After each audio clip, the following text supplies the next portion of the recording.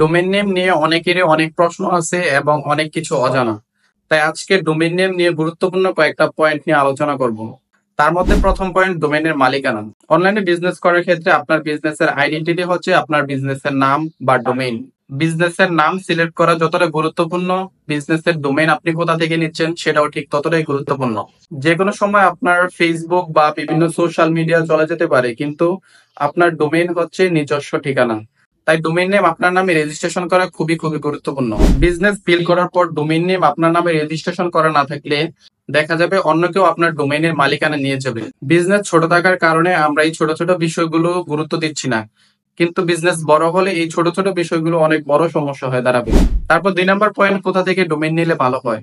তার পূর্বে এটা জেনে নেওয়া ভালো, সারা পৃথিবীতে ডোমেইন নেম নিয়ন্ত্রণ এবং নীতি নির্ধারণ করে একটি মাত্র কোম্পানি, সেটা হচ্ছে আইক্যান। যার শুধুমাত্র সরাসরি কয়েকটা রেজিস্টার কোম্পানি আছে যাদের মাধ্যমে ডোমেইন নেম রেজিস্ট্রেশন করা যায় এবং নিয়ন্ত্রণ করা খুব সহজ।